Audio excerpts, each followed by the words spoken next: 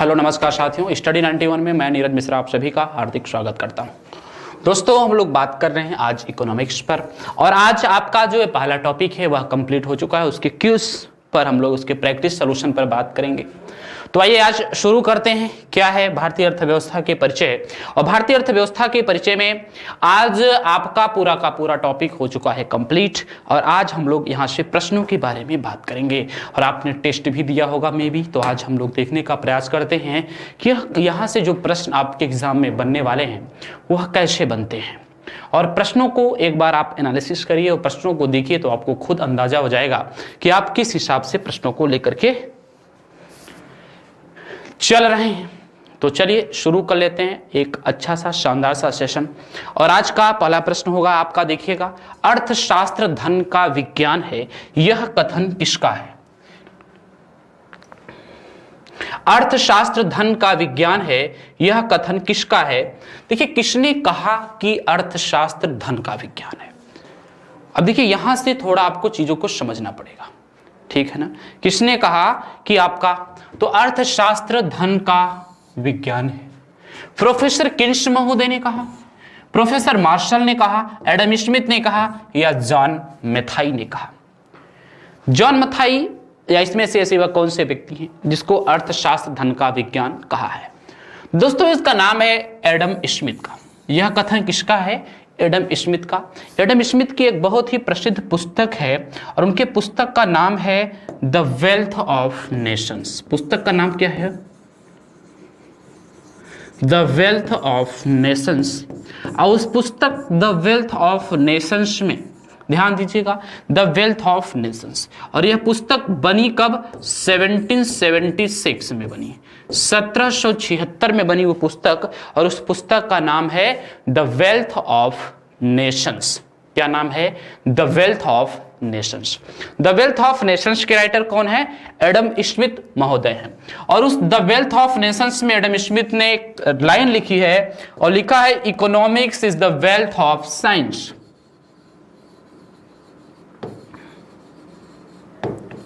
Economics is the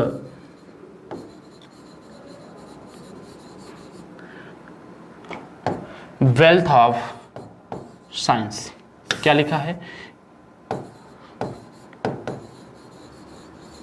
Economics is the wealth of science, यानी अर्थशास्त्र धन का विज्ञान है। क्या लिखा है? अर्थशास्त्र धन का विज्ञान है, यानी economics is the wealth of science. यह किसने कहा है? एडम स्मिथ ने कहा है। एडम स्मिथ ने क्या कहा है? Economics is the wealth of science. अब देखिए यहां पर जो आपको जानने वाली बात है, एडम स्मिथ को फादर ऑफ इकोनॉमिक्स भी कहते हैं। एडम स्मिथ को क्या कहते हैं? फादर ऑफ इकोनॉमिक्स, अर्थशास्त्र के जनक, father of economics. Adam Smith को फादर ऑफ इकोनॉमिक्स भी कहते हैं और एडम स्मिथ को फादर ऑफ कैपिटलिस्ट इकोनॉमी भी कहते हैं। फादर ऑफ कैपिटलिस्ट इकोनॉमी यानी पूंजीवादी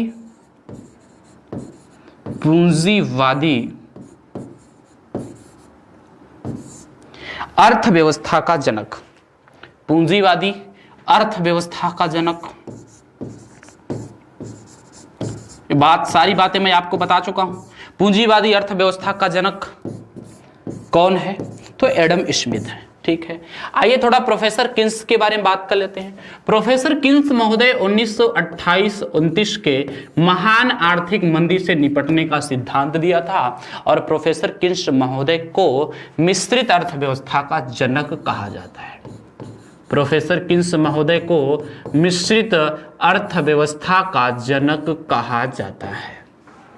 मिश्रित अर्थव्यवस्था का जनक, ध्यान दीजिएगा,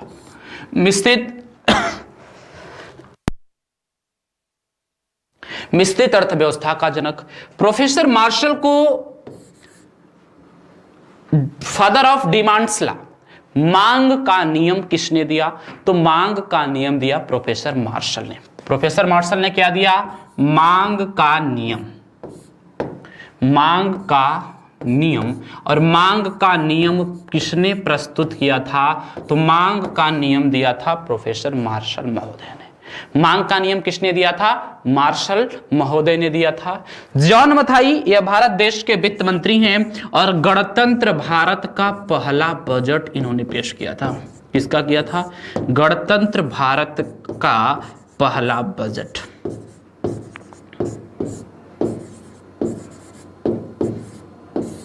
गणतंत्र भारत का पहला बजट किसने दिया था? तो दोस्तों गणतंत्र भारत का पहला बजट पेश किया था किसने? जॉन मथाई ने। जॉन मथाई ने गणतंत्र भारत का पहला बजट पेश किया था। इतनी सारी चीजें हो गई, आपको इतनी सारी चीजें समझ में भी आई होंगी। अब चलिए क्वेश्चन नंबर 2 पर चलते हैं। निम्न में से स्वतंत्रता के समय भारत की अर्थव्यवस्था कैसी थी? जब भारत देश स्वतंत्र हो रहा था तो उस समय भारत की अर्थव्यवस्था कैसी थी? एक विकसित अर्थव्यवस्था थी, एक अल्प विकसित अर्थव्यवस्था थी, कृषि आधारित अर्थव्यवस्था थी या उद्योग आधारित अर्थव्यवस्था थी? तो आप लोग बताइए, आप लोगों ने जवाब भी दिया होगा इस सब प्रश्नों का। स्वतंत्रता के समय भारत की अर्थव्यवस्था एक कृषि आधारित अर्थव्यवस्था थी। स्वतंत्रता के समय भारत की अर्थव्यवस्था एक कैसी थी? कृषि आधारित अर्थव्यवस्था। कृषि आधारित अर्थव्यवस्था का मतलब है कि भारत देश के राष्ट्रीय आय में कृषि क्षेत्र का योगदान, ध्यान दीजिएगा, देश के राष्ट्रीय आय में कृषि क्षेत्र का योगदान, देश के राष्ट्रीय आय में, देश के राष्ट्रीय आय में कृषि क्षेत्र का योगदान, कृषि क्षेत्र का योगदान, देश के राष्ट्रीय आय में कृषि क्षेत्र का योगदान कितना होना चाहिए? तो राष्ट्रीय आय में कृषि क्षेत्र का योगदान 50% से ज्यादा होना चाहिए। 50% से ज्यादा होना चाहिए, नंबर 1। नंबर 2, उसके बाद अगर बात करें तो रोजगार में भी योगदान 50% से ज्यादा होना चाहिए। रोजगार में योगदान कितना होना चाहिए? 50% से ज्यादा। ध्यान देना, रोजगार में भी योगदान 50% से ज्यादा होना चाहिए और कृषि क्षेत्र में भी योगदान 50% से ज्यादा होना चाहिए। बोलिए, समझ में आया? ये 2 क्वेश्चन आपके हो गए ना, बहुत शानदार तरीके से एक एक बात को समझते हुए हम लोग आगे बढ़ेंगे इसमें। चलिए बॉस, देखिए अगला प्रश्न हमारा क्या है। अगले प्रश्न पर हम लोग बात करेंगे। क्वेश्चन नंबर 3 थोड़ा सा पढ़िएगा। किसी अर्थव्यवस्था में जीवन स्तर का निर्धारण किस हिसाब से किया जाता है? ठीक है, चलिए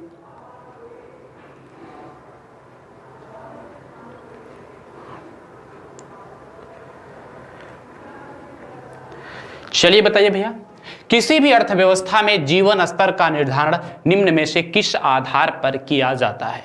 जीवन स्तर का निर्धारण किस आधार पर किया जाता है? तो प्रति व्यक्ति आय के आधार पर किया जाता है, सकल घरेलू उत्पाद के आधार पर किया जाता है, सकल राष्ट्रीय उत्पाद के आधार पर किया जाता है या राष्ट्रीय आय के अनुसार किया जाता है? आप लोगों ने जवाब दिया होगा प्रति व्यक्ति आय। बहुत से हमारे ऐसे भी विद्यार्थी होंगे जिन्होंने इस प्रश्न का गलत जवाब दिया होगा। क्या दिया होगा? इस प्रश्न का गलत जवाब दिया होगा। तो आइए जो गलत जवाब दिए हैं उन सब पर भी बात कर लेते हैं। इसका सही जवाब होगा प्रति व्यक्ति आय।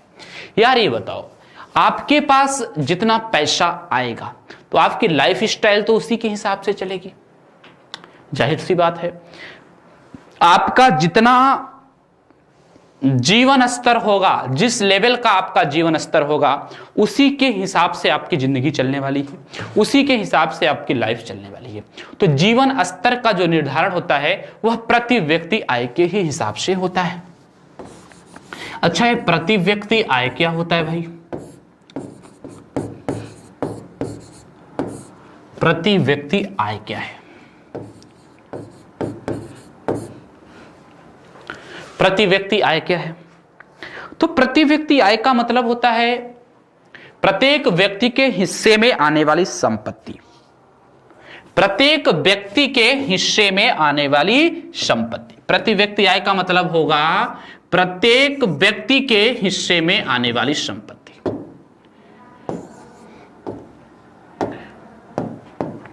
प्रत्येक व्यक्ति के हिस्से में आने वाली संपत्ति।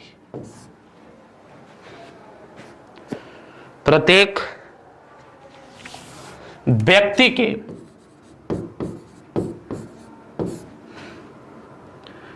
व्यक्ति के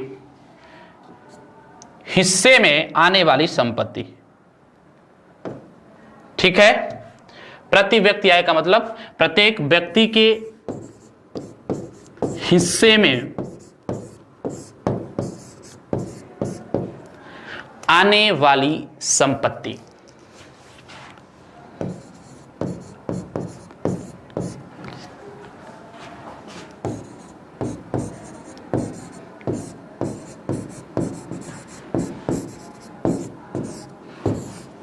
प्रत्येक व्यक्ति के हिस्से में आने वाली संपत्ति को हम क्या कहते हैं? प्रति व्यक्ति आय कहते हैं। क्या कहते हैं भाई? प्रति व्यक्ति आय कहते हैं। अच्छा ये बताइए, इसको हम कैसे निकालेंगे? देश की जितनी राष्ट्रीय आय होगी और जितना जनसंख्या होगा, भाई प्रत्येक व्यक्ति तो भाग तो देना पड़ेगा। तो राष्ट्रीय आय और जनसंख्या का अगर हम भाग दे देते हैं, राष्ट्रीय आय और जनसंख्या का अगर हम भाग दे देते हैं तो हमको मिल जाता है क्या? प्रति व्यक्ति आय। राष्ट्रीय आय और जनसंख्या का अगर हम भाग देंगे तो हमको क्या मिल जाएगा? प्रति व्यक्ति आय मिल जाएगा। और किसी भी देश में जीवन स्तर कैसा होगा यह डिसाइड करने का काम प्रति व्यक्ति आय का है। इसका है? प्रति व्यक्ति आय का है। और प्रति व्यक्ति आय के ही हिसाब से जीवन स्तर का निर्धारण किया जाएगा कि कोई व्यक्ति किस हिसाब से रह रहा है। ये सारी बातें मैं आपको बता चुका हूं। निम्न में से किसे समाजवादी अर्थव्यवस्था का जनक कहा जाता है? देखिए दोस्तों, समाजवादी अर्थव्यवस्था का जनक, ये समाजवादी अर्थव्यवस्था होती क्या है? ऐसी अर्थव्यवस्था जिसमें क्या होती है, मैंने बताया होगा समाजवादी अर्थव्यवस्था। तो समाजवादी अर्थव्यवस्था का जनक मैक्सिमम लोग कार्ल मार्क्स को टिक किए होंगे। किसको टिक किए होंगे? कार्ल मार्क्स को। कार्ल मार्क्स को समाजवादी अर्थव्यवस्था का जनक ही कहा जाता है। कार्ल मार्क्स महोदय की एक बहुत ही प्रसिद्ध पुस्तक है, उसका भी नाम मैंने आपको क्लास के दौरान बताया था। उस पुस्तक का नाम है दास कैपिटल।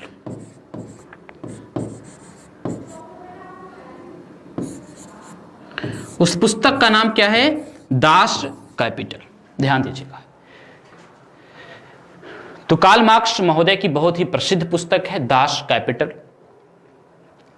और समाजवादी अर्थव्यवस्था होता है ऐसी अर्थव्यवस्था जिसमें सरकार का प्रभुत्व हो, सरकार स्वामित्व की अवस्था में हो। ऐसी अर्थव्यवस्था जिसमें सरकार प्रमुख भूमिका में कार्य करती हो। ऐसी अर्थव्यवस्था जिसमें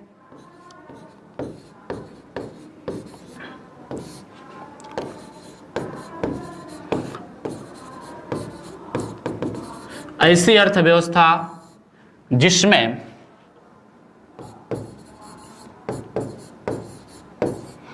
अर्थव्यवस्था जिसमें सार्वजनिक क्षेत्र की मुख्य भूमिका होती है, जिसमें सार्वजनिक क्षेत्र की ऐसी अर्थव्यवस्था जिसमें सार्वजनिक क्षेत्र की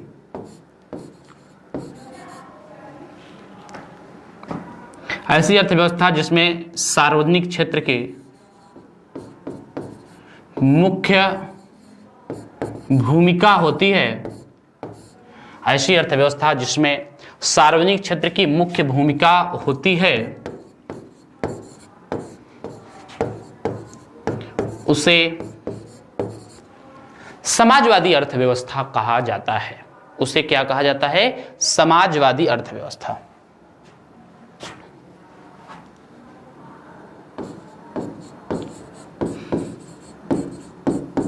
उसे समाजवादी अर्थव्यवस्था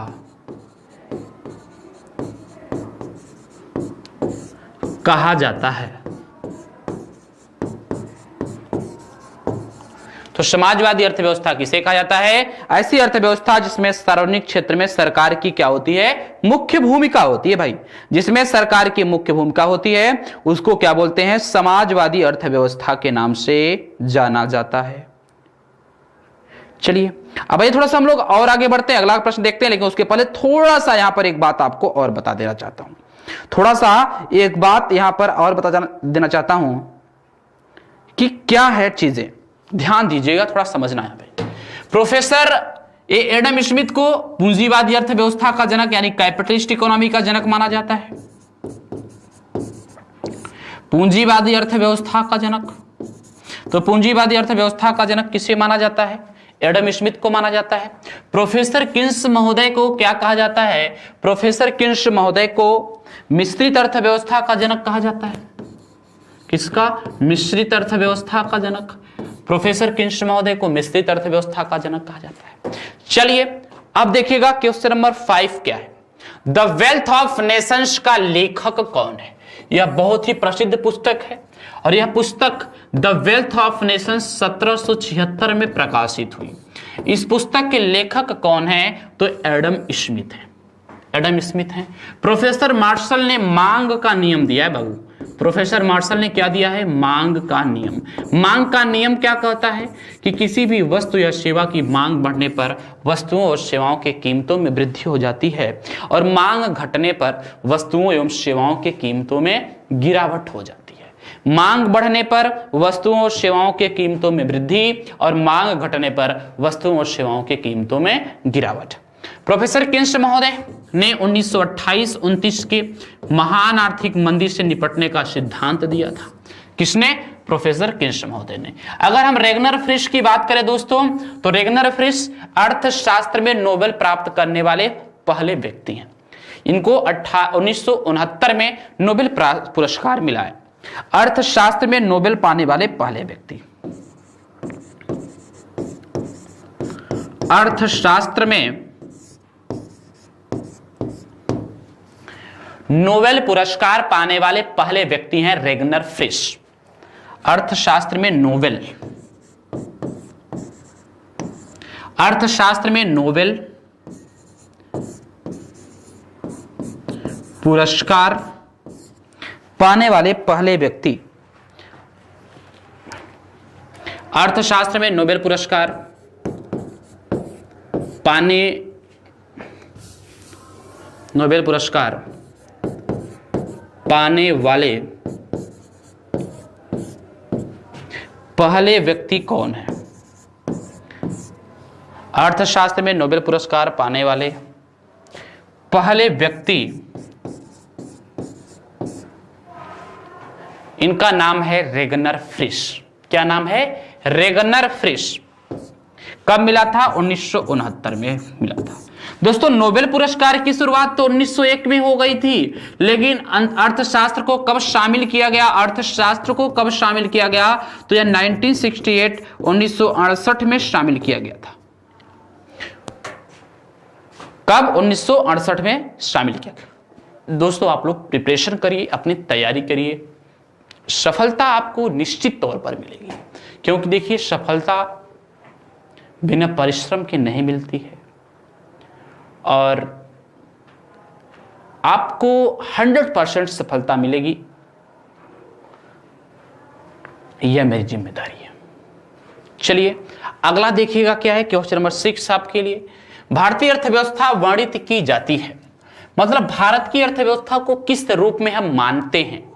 एक पिछड़ी और गतिहीन अर्थव्यवस्था के रूप में मानते हैं, एक अर्ध विकसित अर्थव्यवस्था के रूप में मानते हैं, एक विकासशील अर्थव्यवस्था के रूप में मानते हैं, या एक विकसित अर्थव्यवस्था के रूप में मानते हैं? आप बताइए आप किस रूप में मानते हैं भारत को? भारत की अर्थव्यवस्था को आप किस रूप में देखने का प्रयास करते हैं? बताइए इसका जवाब सही क्या होगा। बहुत शानदार सा प्रश्न है, एकदम लाजवाब ललन टॉप प्रश्न है, बहुत शानदार। बताइए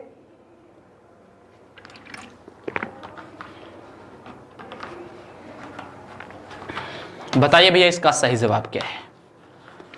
एकदम जबरदस्त शानदार ललन टॉप प्रश्न है आपका।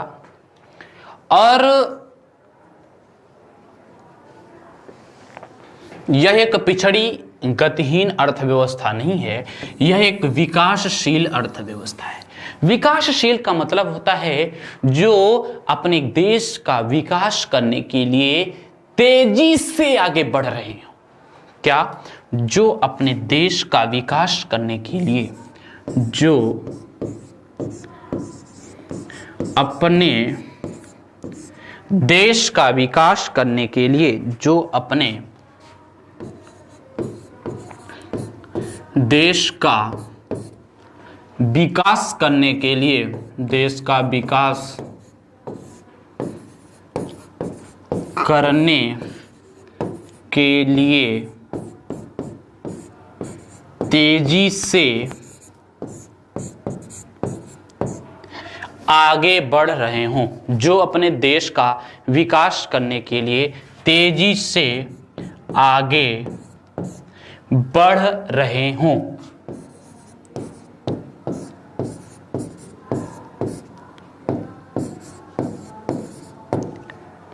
जो अपने देश का विकास करने के लिए तेजी से आगे बढ़ रहे हों, उसी को विकासशील अर्थव्यवस्था कहा जाता है।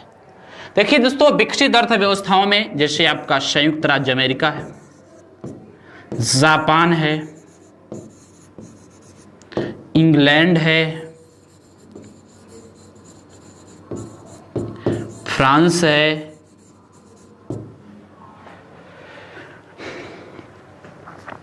ब्रिटेन है, सॉरी ब्रिटेन हो गया, फ्रांस है, जर्मनी है, कनाडा है, ब्राजील है, आपका हांगकांग है,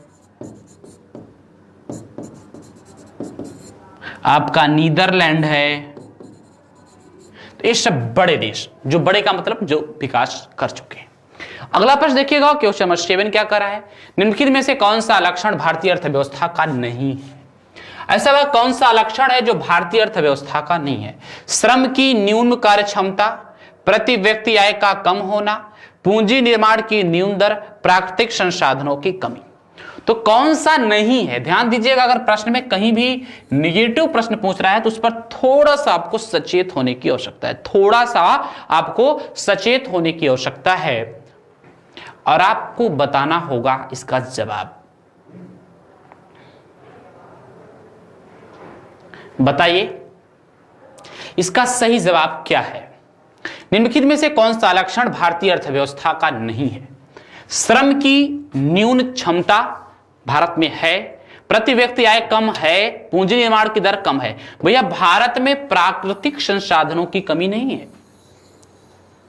अच्छा, भारत में प्राकृतिक संसाधन कम पाया जाता है। मानव संसाधन प्राकृतिक है, बहुत बड़ी मात्रा में पाया जाता है। मानव संसाधन भी तो एक प्राकृतिक संसाधन है जो कि बहुत बड़ी मात्रा में पाया जाता है। तो हम कैसे कह सकते हैं कि भारत में प्राकृतिक संसाधनों की कमी है? तो पूछा था कि कौन नहीं है, तो यही इसका राइट जवाब है। यही क्या होगा? इसका राइट जवाब होगा। समझ में आया?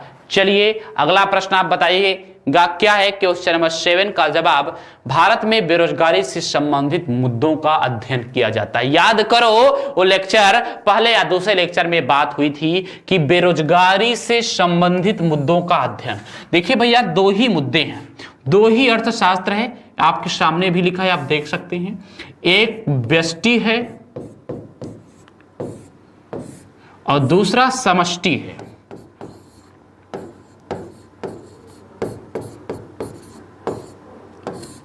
एक व्यष्टि है, दूसरा समष्टि है। और आप अब बताना कि बेरोजगारी का अध्ययन किसमें किया जाता है, किसमें नहीं किया जाता। एक व्यष्टि, दूसरा समष्टि। बोलो।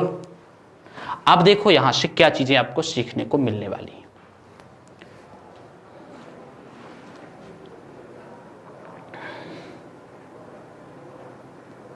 क्या सीखेंगे भैया? तो ध्यान देना यहां पर, व्यष्टि और समष्टि। व्यष्टि अर्थशास्त्र क्या है और समष्टि अर्थशास्त्र क्या है? व्यष्टि में सिर्फ 3 चीजें आती हैं बाबू। कौन कौन याद होगा सबको? उत्पादन, उपभोग और कीमत निर्धारण।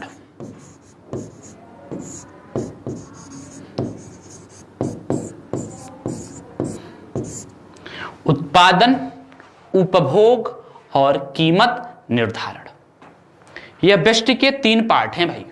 उत्पादन, उपभोग और कीमत निर्धारण। समष्टि में दोस्तों सरकार के द्वारा किए जाने वाले, इसका मतलब है कि आपके कौन कौन से ऑप्शन कैंसिल हो गए। ऑप्शन नंबर 1 कैंसिल हो गया क्योंकि बेरोजगारी की बात कर रहा है। ऑप्शन नंबर 2 3 भी कैंसिल हो गया, इनमें से कोई नहीं भी कैंसिल हो गया, समष्टि इसका राइट आंसर हो गया। थोड़ा सा आप लोग अगर ध्यान से देखने का प्रयास करेंगे तो ऑप्शन को डिलीट करके समाप्त करके भी आप चीजों को सही करेंगे। ठीक है, अब देखिएगा यहां से आपको क्या सीखना है।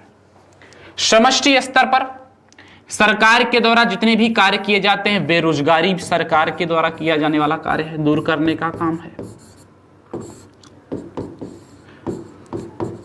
गरीबी दूर करने का काम सरकार का है। पोषण का काम सरकार का है। शिक्षा का अध्ययन किसके अंतर्गत? समष्टि सरकार का है। चिकित्सा का अध्ययन सरकार करता है, मतलब सरकार के अंतर्गत होता है। परिवहन का देखरेख सरकार करता है। बैंकिंग व्यवस्था की देखरेख सरकार करता है। बैंकिंग व्यवस्था की देखरेख कौन करता है? सरकार करता है। बजट कौन बनाता है? सरकार बनाती है। योजनाओं का निर्माण कौन करती है? सरकार करती है। मतलब उतने सारे काम जो एक गवर्नमेंट के द्वारा किया जाता है, सबको समष्टि अर्थशास्त्र का पार्ट माना जाता है, सबको समष्टि अर्थशास्त्र में पढ़ा जाता है, समझा जाता है। अगला देखिएगा क्वेश्चन नंबर 9 आपका क्या कर रहा है? देश का वृद्धि निम्न में से कौन सा अनार्थिक तत्व है? अनार्थिक यानी देश के वृद्धि में किसका कोई अर्थ नहीं है भाई? सामाजिक व्यवहार, प्राकृतिक संसाधन, शक्ति संसाधन या पूंजी संसाधन। तो देश के वृद्धि में संसाधनों का तो योगदान है, लेकिन सामाजिक व्यवहार से देश के वृद्धि का कोई संबंध नहीं है। देश के आर्थिक समृद्धि का सामाजिक व्यवहार से, सामाजिक ताल्लुकात से कोई संबंध नहीं है। समझ में आया? अब देखिएगा दोस्तों क्या है, भारत में नियोजन किस पर आधारित है? मैंने बताया था कि भारत में एक नियोजित अर्थव्यवस्था है। अच्छा, भारत में नियोजन तैयार कौन करता है? भारत में किस प्रकार की अर्थव्यवस्था पाई जाती है? तो दोस्तों भारत में अर्थव्यवस्था पाई जाती है मिश्रित। तो भारत का नियोजन किस पर आधारित होगा? मिश्रित अर्थव्यवस्था पर आधारित होगा। किस पर आधारित होगा? मिश्रित अर्थव्यवस्था। अच्छा, मिश्रित अर्थव्यवस्था का मतलब क्या होता है? तो मिश्रित अर्थव्यवस्था का मतलब है जिसमें सार्वजनिक एवं निजी दोनों क्षेत्रों की उपस्थिति हो। किसकी? सार्वजनिक क्षेत्र भी हो और निजी क्षेत्र भी हो। जिसमें सार्वजनिक क्षेत्र भी हो और निजी क्षेत्र भी हो। तो नोट करिएगा, जिसमें सार्वजनिक तथा निजी दोनों क्षेत्रों,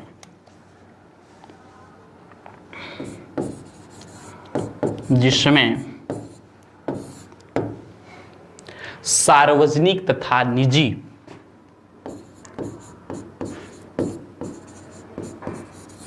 सार्वजनिक तथा निजी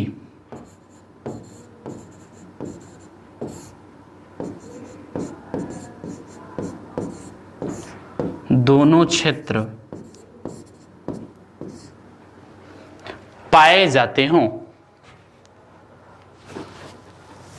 जिसमें सार्वजनिक एवं निजी दोनों क्षेत्र की सहभागिता हो।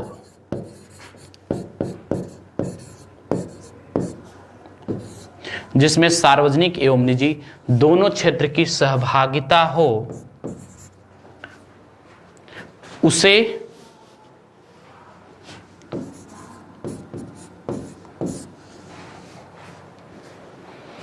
क्या कहेंगे? उसी को बोलते हैं भैया आपका मिश्रित अर्थव्यवस्था। और भारत में मिश्रित अर्थव्यवस्था की देन पीसी महालनोबिस को माना जाता है। पीसी महालनोबिस भारत में मिश्रित अर्थव्यवस्था की देन पीसी महालनोबिस को माना जाता है। बोलिए समझ में आया? हाँ, बहुत शानदार। अगला प्रश्न देखिएगा दोस्तों, क्या है आपका क्वेश्चन नंबर 11। निम्न में से समाजवादी अर्थव्यवस्था के जनक कौन है? तो समाजवादी अर्थव्यवस्था के जनक हैं कार्ल मार्क्स। थोड़ा रिपीटेड क्वेश्चन है, कोई दिक्कत नहीं है। समाजवादी अर्थव्यवस्था के जनक हैं Karl Marx. Professor JM Keynes को पूंजीवादी अर्थव्यवस्था का जनक नहीं, मिश्रित अर्थव्यवस्था का जनक कहा जाता है। क्या कहा जाता है? किसका जनक कहा जाता है? मिश्रित अर्थव्यवस्था का जनक कहा जाता है। एडम स्मिथ को पूंजीवादी अर्थव्यवस्था का जनक कहा जाता है। 3 प्रकार की अर्थव्यवस्थाएं वाली होती है सर्वज, और प्रोफेसर मार्शल ने दिया है मांग का नियम। मांग का नियम, तो मांग का नियम किसने दिया? प्रोफेसर मार्शल ने दिया है। मिश्रित अर्थव्यवस्था की शुरुआत करने वाला, प्रारंभ करने वाला देश कौन है? तो मिश्रित अर्थव्यवस्था की शुरुआत या प्रारंभ करने वाला देश है भारत।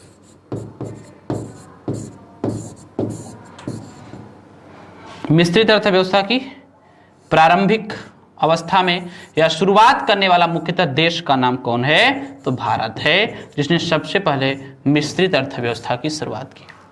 समझ में आया? मिश्रित अर्थव्यवस्था की शुरुआत सबसे पहले किसने किया है? भारत ने किया है। ओके, चलिए, बहुत शानदार दोस्तों। अच्छे से आप लोगों ने, मुझे पता है, उम्मीद है कि टेस्ट भी दिया होगा। देखिए दोस्तों, टेस्ट देने के बाद ही अगर क्लास करें ना तो ज्यादा अच्छा है भाई। अगर आप टेस्ट देने के बाद क्लास करते हैं तो आपकी श्योरिटी अच्छी होती है और आप अच्छे तरीके से चीजों को कर सकते हैं। चलिए क्वेश्चन नंबर 11 ले लीजिए। क्या है आपका?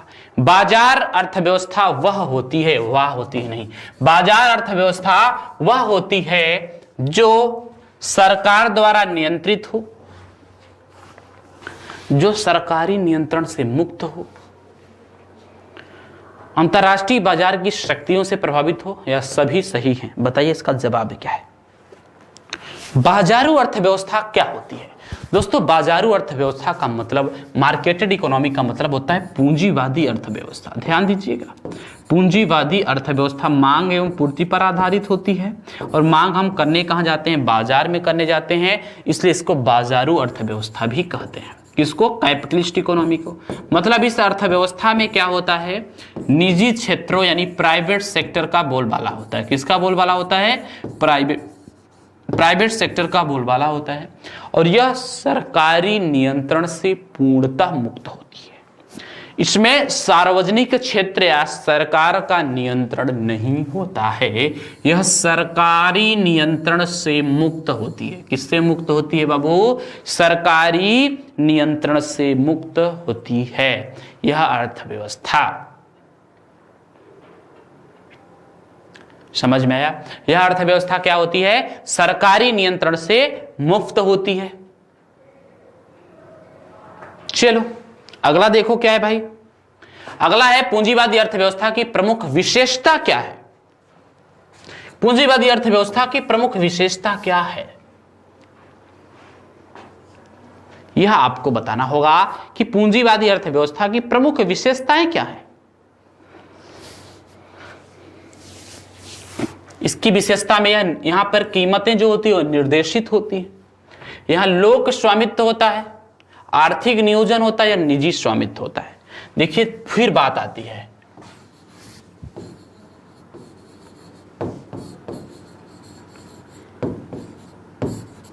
कैपिटलिस्ट इकोनॉमी यानी पूंजीवादी अर्थव्यवस्था। कैपिटलिस्ट इकोनॉमी यानी पूंजीवादी अर्थव्यवस्था।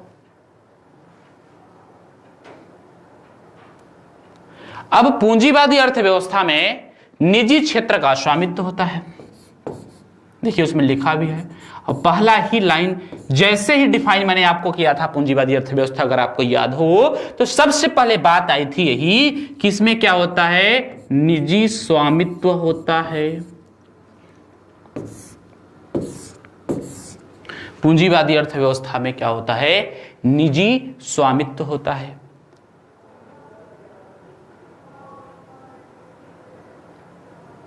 अब एक और मुद्दा यहां पे फंसने वाला है। मुद्दा क्या फंसेगा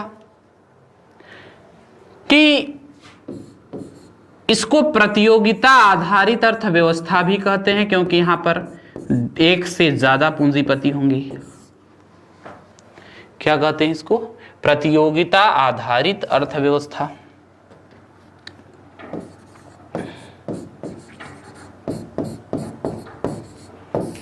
इसको प्रतियोगिता आधारित अर्थव्यवस्था कहते हैं। इसको बाजार आधारित अर्थव्यवस्था भी कहते हैं। इसको क्या कहते हैं? बाजार आधारित अर्थव्यवस्था। इसको बाजार आधारित अर्थव्यवस्था भी कहते हैं।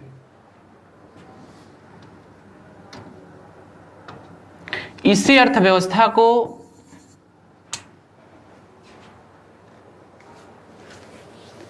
किस नाम से जानते हैं? इस अर्थव्यवस्था को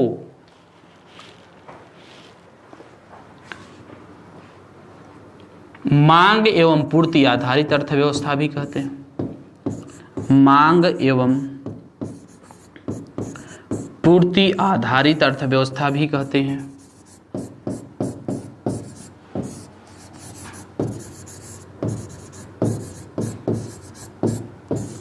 क्या कहते हैं?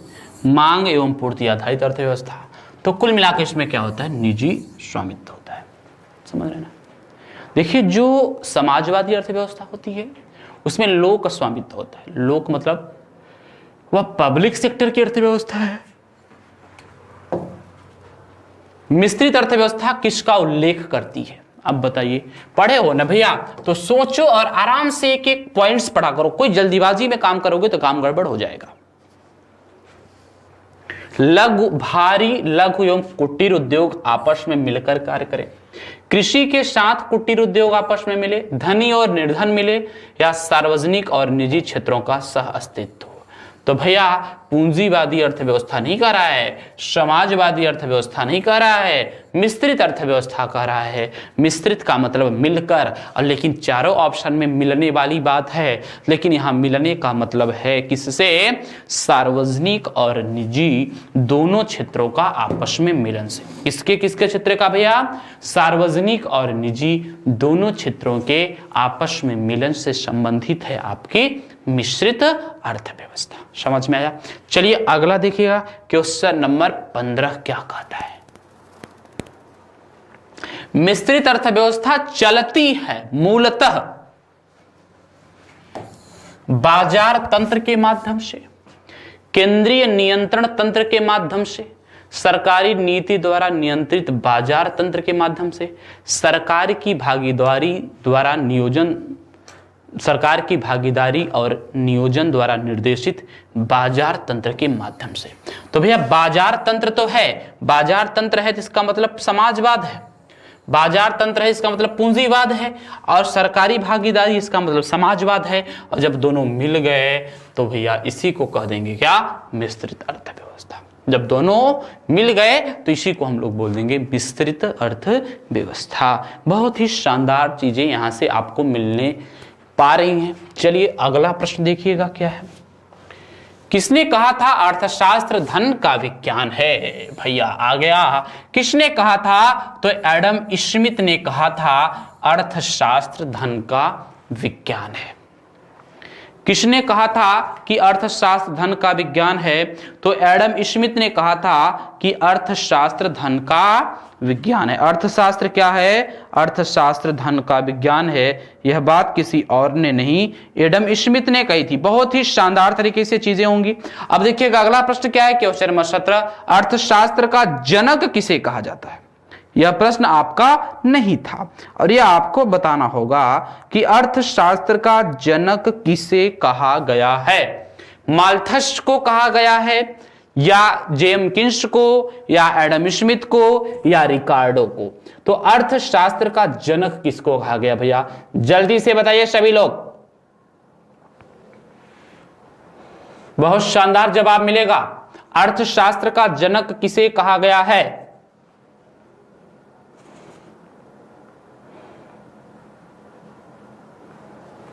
तो सबको पता है कि अर्थशास्त्र का जनक एडम स्मिथ। देखिए आप लोग कमेंट्स भी कर सकते हैं ना, कमेंट्स का भी आपके पास ऑप्शन उपलब्ध है, आप आराम से कमेंट्स कर सकते हैं, इसका जवाब दे सकते हैं। अर्थशास्त्र का जनक एडम स्मिथ को कहा जाता है। एडम स्मिथ की एक बहुत ही प्रसिद्ध पुस्तक है the wealth of Nations, the wealth of Nations. और एडम स्मिथ की जो पुस्तक है द वेल्थ ऑफ नेशंस, और इसी पुस्तक में इन्होंने कहा था economics is the wealth of science.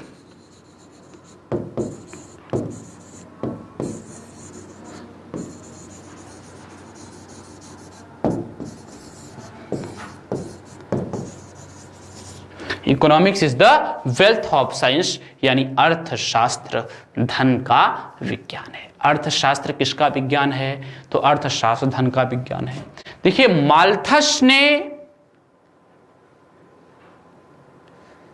जनसंख्या संक्रमण का सिद्धांत दिया था, जनसंख्या का सिद्धांत दिया था, जनसंख्या का सिद्धांत।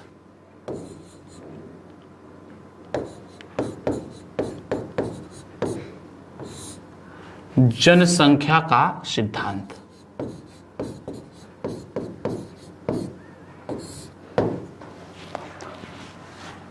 जनसंख्या का सिद्धांत। अच्छा, जनसंख्या का सिद्धांत किसने दिया?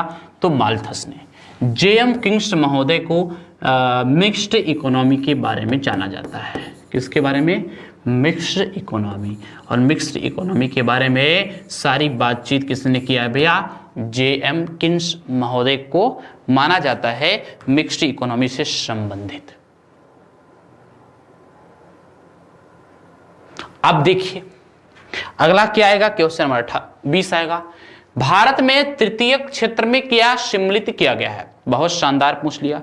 तृतीय क्षेत्र मतलब अर्थव्यवस्था का ऐसा क्षेत्र जो प्राथमिक एवं द्वितीयक दोनों क्षेत्रों को क्या करता है? सेवाएं प्रदान करता है, उसे तृतीयक क्षेत्र कहा जाता है।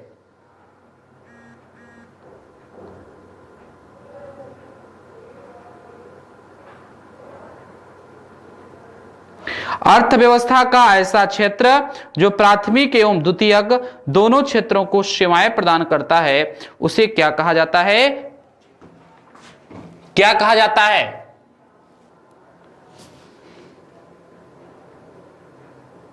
बताइए। उसे कहा जाता है तृतीय क्षेत्र। उसमें क्या आता है? व्यापार एवं परिवहन आता है, बिल्कुल आता है। लोक वित्त और वाणिज्य आता है, बिल्कुल आता है। तो ऑप्शन नंबर 1 और 2 जहां होगा वह राइट होगा। वानिकी और मत्स्यिकी को किसमें रखते हैं? प्राथमिक क्षेत्र में रखते हैं। वानिकी और मत्स्यिकी को किसमें रखते हैं? प्राथमिक क्षेत्र में रखते हैं। बहुत ही शानदार ये तरीका है, आप आराम से लिख सकती हैं इसको।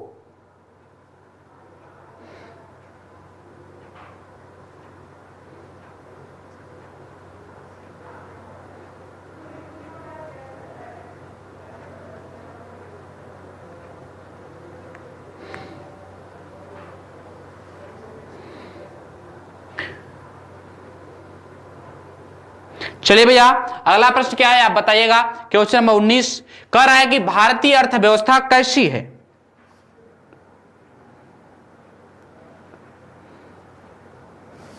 भारत की अर्थव्यवस्था कैसी है? एक पिछड़ी हुई है, एक विकसित है, एक विकासशील है या एक अल्प विकसित है? तो भारत एक विकासशील अर्थव्यवस्था वाला देश है। भारत की अर्थव्यवस्था कैसी है? तो भारत एक विकासशील अर्थव्यवस्था वाला देश है। विकासशील अर्थव्यवस्था वाला देश है। अगला पॉइंट क्या है? मिश्रित अर्थव्यवस्था क्या है? मिश्रित अर्थव्यवस्था क्या है भाई? सार्वजनिक निजी क्षेत्र का सह अस्तित्व, सार्वजनिक और निजी क्षेत्र में प्रतिस्पर्धा, निजी क्षेत्र पर विशेष बल, या उपरोक्त में से कोई नहीं। तो देखिए आप सबको पता है मिश्रित अर्थव्यवस्था का मतलब है सार्वजनिक निजी क्षेत्र की सहभागिता। जब सार्वजनिक और निजी क्षेत्र की सहभागिता होगी तो उसी को हम मिश्रित अर्थव्यवस्था कहेंगे। ऑप्शन नंबर 1 राइट है।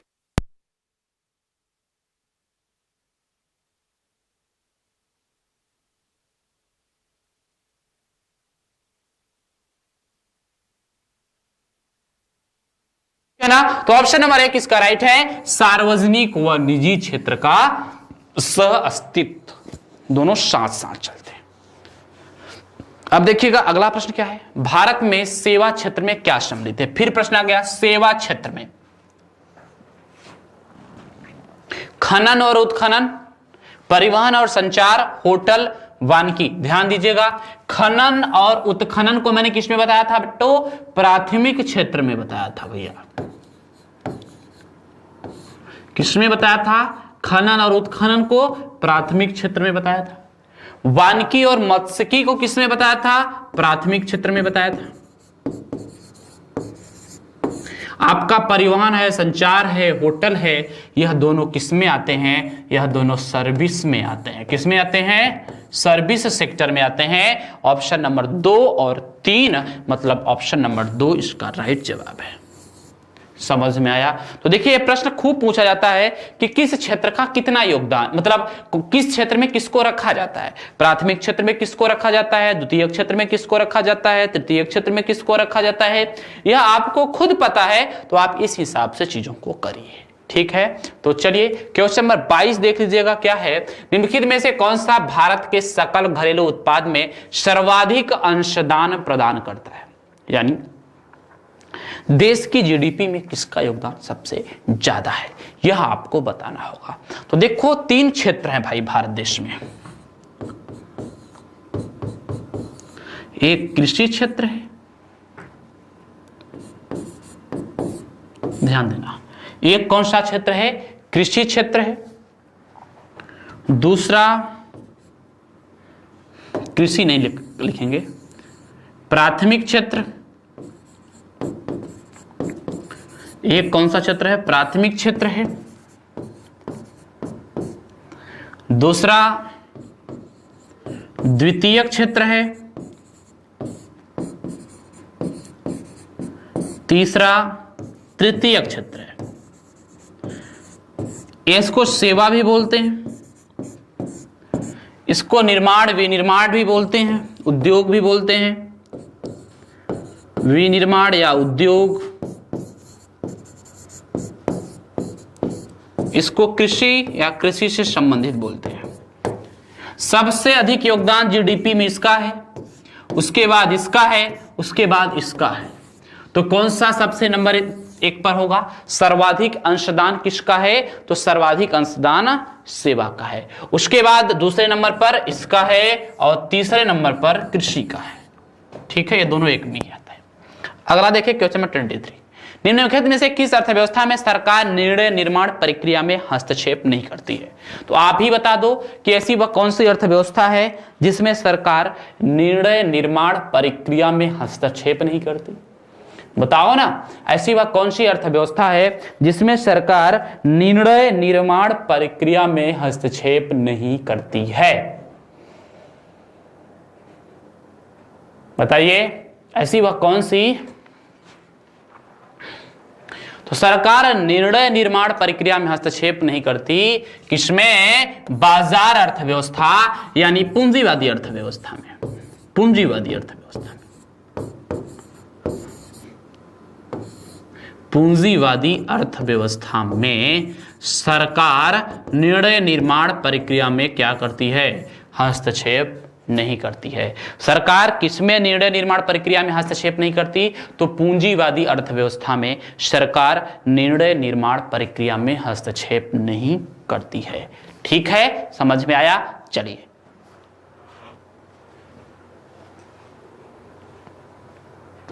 क्वेश्चन नंबर 4, एक्स देश में आर्थिक समृद्धि अवश्य होगी, भारत देश है, कोई एक देश है, वह आर्थिक समृद्धि अवश्य होगी यदि